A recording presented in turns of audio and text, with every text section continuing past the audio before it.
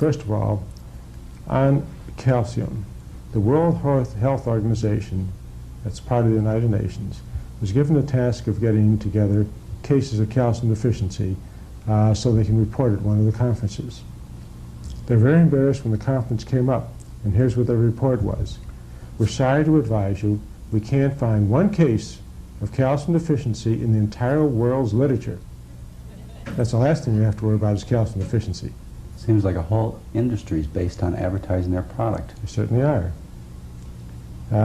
Why does the United States have the highest calcium requirement in the entire world, 800 milligrams a day minimum? Why is it that the World Health Organization only requires 400 milligrams of calcium a day? Why is it that a Bantu woman that has 9 children during her lifetime and breastfeeds 2 years at a time only needs 350 milligrams of calcium a day? It's because we have what we call the National Dairy Council in our country. That's why we have such a high requirement. These Bantu women, as I remember, are very healthy. They have all their teeth and they have very strong bones. Very strong bones, and more than that, the reason they retain all their calcium is because on a low-protein diet. So protein has something to do with calcium? It certainly has. If you take more than 16% of your calories in protein, you go into negative calcium balance. That is, you'll expel more calcium out through your urine than you'll take in by mouth, even if you drink 2 quarts of milk a day. Okay, if you look around the world, this data is since Pritikin's time, but you see some important epidemiologic data. Remember, I told you need to look, when you look at diseases that vary by environment, you need to look at the food. That's where you contact the world. And so what we find when we compare hip fracture rates with calcium intake, we find a straight line correlation. The more calcium consumed in a country, the more hip fractures. This is data you cannot argue against. And those who consume very little calcium, like those women in Uganda that Dr. Burkett talked about, he had direct experience with. He took care of 10 million people in 17 years. He observed their health. Couldn't find any fractures in these black rural women. None. So you find people who live on these kind of low dairy product, starch-based diets, avoid hip fractures. As you increase the calcium intake worldwide, you increase the hip fracture rate, and the reason for that is because you increase the animal protein intake. As you increase the animal protein intake, you increase the hip fractures, and that's because protein has a negative effect on the bones, because protein itself increases bone loss by increasing glomerular filtration rate, but something else happens. Proteins are made of amino acids, amino acids, and the acids that are present in animal foods are very acidic. They contain the amino acids in animal foods, have a high amount of what we call sulfur-containing amino acids, which metabolize into sulfuric acid. And so you dump this huge acid load into the system as a consequence of eating these high-acid foods. The bones have to dissolve and neutralize the acid, and that's how you lose the bones. Then the acid goes to the kidneys. The sulfur-containing amino acids change the kidney physiology. The high protein intake increases the glomerular filtration due to the solute load. I mean, all this science was known in the 1980s and earlier. So when you eat these high protein, high acid foods like dairy, which happens to be the most acidic of all foods, poultry, eggs, meat, and seafood, you end up taking in an acid load. The bones have to dissolve to neutralize the acid. Fruits and vegetables are alkaline. You can see something here called the renal acid load. And of all foods that we eat, the most acidic is cheese, and then you see this positive acid load here of fish and chicken and beef. Legumes and grains have a little bit of acid, but not so much the body can't handle it. And plus, we eat our foods mixed with a lot of alkaline fruits and vegetables.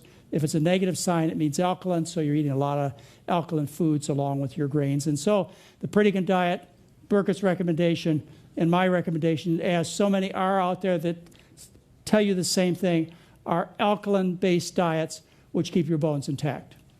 How about protein? You got over the calcium thing. It's impossible to have inadequate protein if you eat enough calories and maintain your weight. You couldn't design a diet low enough in protein to get yourself in a protein deficiency. Even if you're a skilled dietitian, you'd have a real tough time. Yet it seems that almost every time you speak or make a statement, there's a dietitian or some other expert who turns around and says that you can't get enough protein or possibly enough calcium in the diet or all the amino acids. Why does this type of information keep getting stated?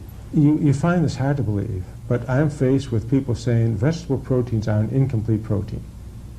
And I say, what does it mean to be an incomplete protein? They say, well, it doesn't have all its amino acids. Yet every vegetable protein ever analyzed has every amino acid known to man. If a protein really wants to find one without its amino acids, I can point out two of you, and they're both animal proteins. Gelatin doesn't have all its amino acids. Albumin from egg white, the white of egg, doesn't have all its amino acids. They're still good proteins, but you can't criticize vegetable proteins because they have every amino acid. And this was all shown by William Rose, who published his studies before 1953, where he studied the amino acid and protein intakes in people. And since those studies were published, he published 17 of the most important papers in the biochemical journals that have ever been published. William Rose did. Nobody should ever have made the statement, you cannot get adequate protein from vegetables or get all the essential amino acids, because it's absolutely false. You have a lot of controversy surrounding you, and a lot of people would like to see you fail, I think.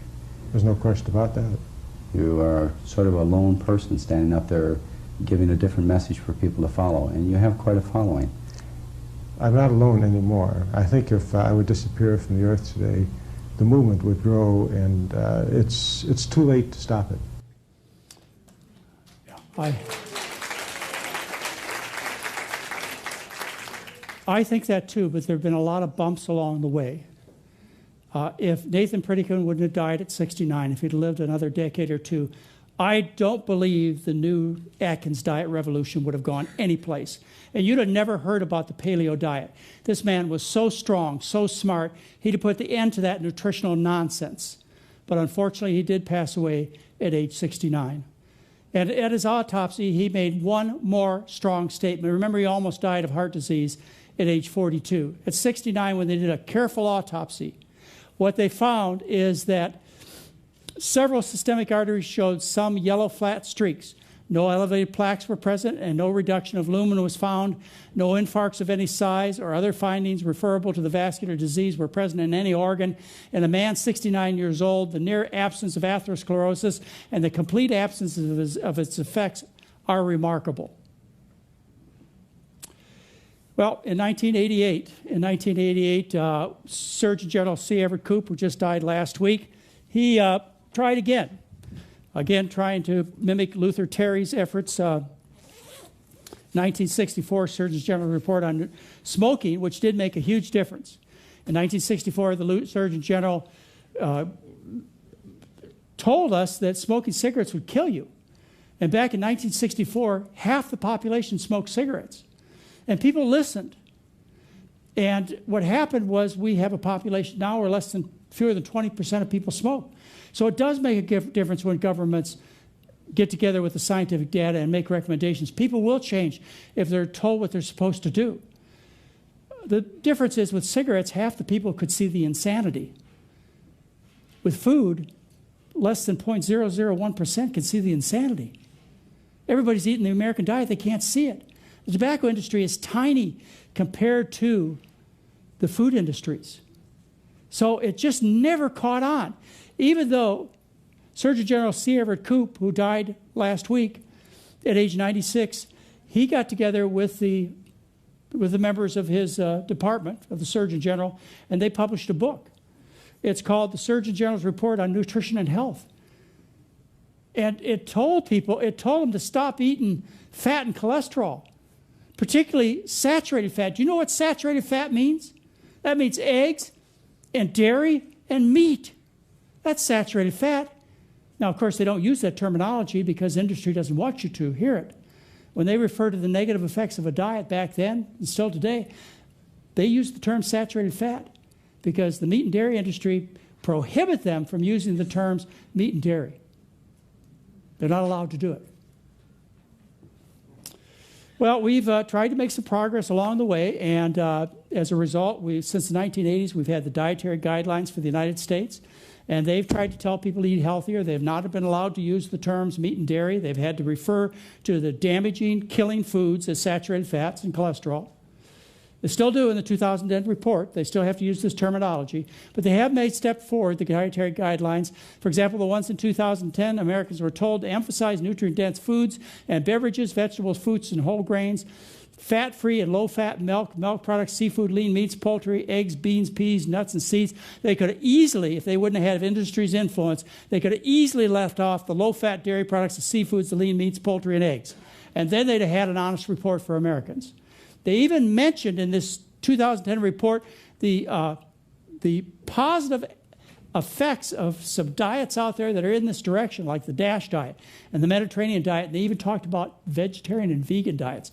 So progress is being made, but millions of people are dying senselessly. This all should have been solved in the early 70s.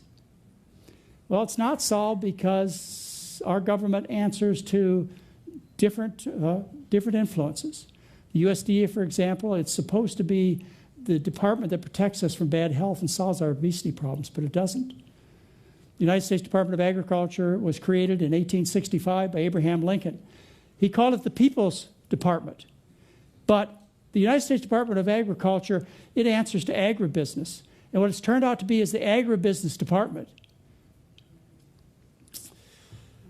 I first met Barack Obama. In fact, it's the only time I met him when he was a student at Punahou High School.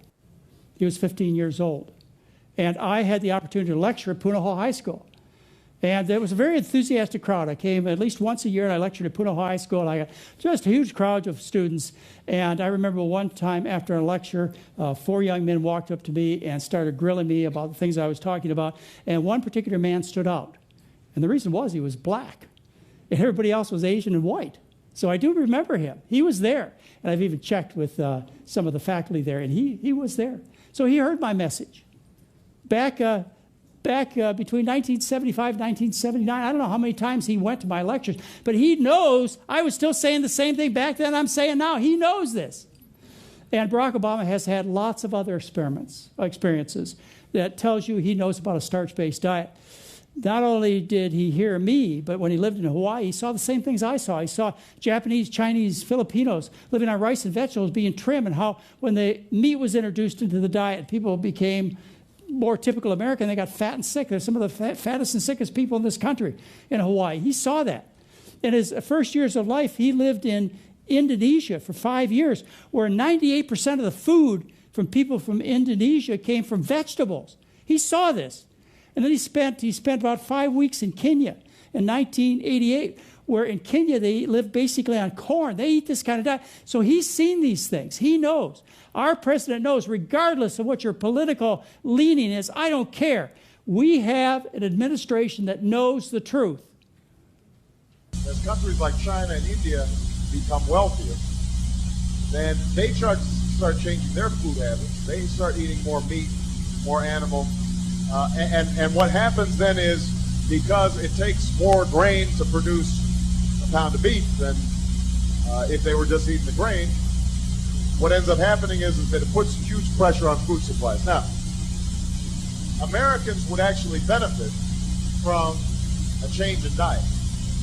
I don't think that that's something that we should legislate. But I think that it is something that, as part of our overall healthcare system, we should encourage. Because, for example, if we reduced obesity down to the rates that existed in 1980, we would save the Medicare system $1 trillion. We would reduce diabetes rates. We would reduce heart disease. So,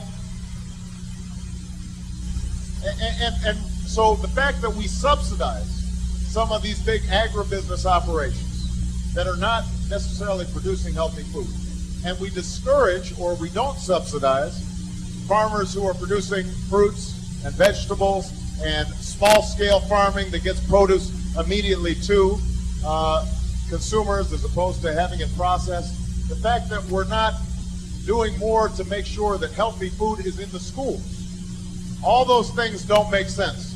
And I think it is important for us to re-examine our overall food policy so that we're encouraging good habits and not bad habits. For example, just making sure that there are more fruits and vegetables in school lunch programs, that would make an enormous difference in how our children's diets develop.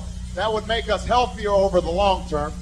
It would cut our health care costs, and maybe it would help people elsewhere in the world who are in less wealthy countries feed themselves as well. Okay, so our president knows these things. There is a real possibility that we could change the world, I think. He knows the environmental consequences of eating animals. He knows the financial penalties, the cost of having a sick nation. Basically, everybody's sick in this country, and he knows why. He knows our kids are being harmed. Civilized people at least protect their children. And he knows the worldwide implications. We're living in a very volatile world where more than half the people are starving, and we're dying of gluttony. And his wife is right there to support him. She knows the difference, too. She was on Jay Leno's show, and she had a nice time with Jay one evening. I have a challenge for you. Well, that looks like pizza. That looks delicious. This is, smell. That does smell very good. That does smell very good. But it is I assume this is sausage and loaded pepperoni? It's sausage, pepperoni, it's a veggie pizza. Oh, veggie pizza. And this is a good way for Yeah. people of your ilk who don't like vegetables to incorporate them. See? Ooh, yeah. Ooh, yeah. Jay eating veggies. And on that's got tomatoes, it's got zucchini, it's got green peppers, it's got a little eggplant, it's on a whole wheat crust. Now that's a pizza. You like it, don't you? It's pretty good. It's not bad. It's not bad. It's a start. Put some sausage and pepperoni on it. Now what do you have here? I understand you, like me, love French fries. I love French fries. These are sweet potato fries. Sweet potato fries. And they are baked instead of... Oh, so they're French baked. All right, so the potential is there. I've been bidding for the job of Surgeon General for most of my career. And if I ever get the chance to speak to our government, and I'm doing more so all the time, and I'll talk to you a little bit about that on Sunday. If I ever get a chance to have the kind of influence I'd like to have to continue the messages of Dr. Dennis Burkett and Nathan Pritikin and other brilliant people who've made this very simple discovery as to why we're sick and how to solve the problems. I'm going to tell our administration and anybody else who will listen several things. It's time to reintroduce and expand the 1977 dietary. This is 36 years ago. Regardless of what the meat and dairy industry say, we have a right to know the truth in a strong country and not sick people. How are we going to solve unemployment? How are we going to keep our country safe with a whole population of sick people? Update and implement the Surgeon General's report on nutrition and health. Let's do it in celebration of C. Everett Koop and his brilliant life and how much he brought to this country. Start with insisting truth in advertising and provide warning labels. When you buy beef, it should say, warning, this food is polluting your streams and lakes and oceans. Or when you buy eggs, they should say, warning, this will give you a heart attack. And when you buy cheese, it should say, warning, your risk of heart disease and stroke and obesity and type 2 diabetes is dramatically increased, just like they do on cigarettes. Truth in advertising. The data is far larger than what implicates cigarette smoking. But of course, the money's big too. We need to remove prejudicial affiliations in the food industry. USDA, we can no longer have a revolving door policy where 1 year a member of the USDA works for the meat and dairy industry and the next year they work for the USDA. Revolving door policy. These people have interests in probably the American people, but they certainly still have ties and interest in industry, and that needs to stop. We need to require Congress stop subsidizing unhealthy farming. We should maybe stop it all, but at least we shouldn't subsidize the meat and the dairy industry like we do, industries that are killing people. We should put a fat tax on meat, dairy, and fish and eggs. Yeah, just like we do cigarettes. Let's put a fat tax on them and let people pay some of our medical costs with this extra tax. There are a lot of people who need help in this country, and they're on food stamp programs. But the sad thing is the very foods we're feeding the least privileged people in this country are making them fat and sick. And then we have to turn around and pay for it with the government subsidy health programs. This makes no sense at all. Sure, you can have food stamps, but you can buy potatoes and rice and corn and fruits and vegetables. Just like you can't buy cigarettes and alcohol, you're not going to be able to buy beef and pork and eggs. No, that's not allowed. And we need to develop campaigns to feed our kids properly. They're trying to feed the kids better these days, but they put them on a diet of green and yellow vegetables, and they're starving to death. The USDA has told the school lunch programs they're to limit starch to 1 cup a week. The traditional food of human beings, 1 cup a week. The WIC program, the only food that you can't buy with WIC coupons is potatoes. You could buy the bacon bits, you could buy the cheese, you could buy the sour cream, but you cannot buy the potato. We got to require all government supported nutrition programs to serve starch-based diets. That means our military. We have a fat, sick military. They have to be fed properly so they can defend us. All government agencies, all government school programs that serve school lunches. Our administration could stop feeding bad foods tomorrow if they wanted to. We need to have doctors prescribe diet therapy under Obamacare. In other words, you come with a dietary disease, you as a doctor will be penalized for using medications. You'll be rewarded for getting your patient healthy by encouraging them to change their diet. That's what we need to do. And I know funding is a very sensitive subject these days, but the money that we're wasting, let's spend it on a massive re-education campaign. Let's teach people the truth. Let's get our country back to the country that it once was and could be again, a leader in health and everything else. The way we're going now, we don't stand a chance. The future is ours to change. The future is ours to create. And if we're well informed and this information is solid, it dates back for thousands of years, it is the truth. We just have to start implementing. We have to have the strength to stand up and say what's right, stand up against industry, continue to encourage people to eat well, and it's the final message I'd like to leave for you before we go to a delicious starch-based dinner, is when people ask you about diet, people ask you why you look so trim and healthy and gorgeous, stand up to them and say, it's because I eat a starch-based diet. I gave up meat and dairy. Don't just turn around and walk away and say, well, why bother? Why bother telling them they get all the protein you want and all the calcium you need in a healthy diet? Too many people just say, well, let bygones be bygones, and why ruffle things up? Why make an issue out of it? Well, I'm here to tell you, make an issue out of it. Maybe our future, most of it is in the room, our futures are limited because of our age. But we have generations to come. We have children and grandchildren that deserve a better world. They deserve a world that they can live in. And it's crucial that we get the food problem solved for us to have a sustainable planet Earth. And we have the information. We just have to have the will to do it. Thank you very much. Thank you.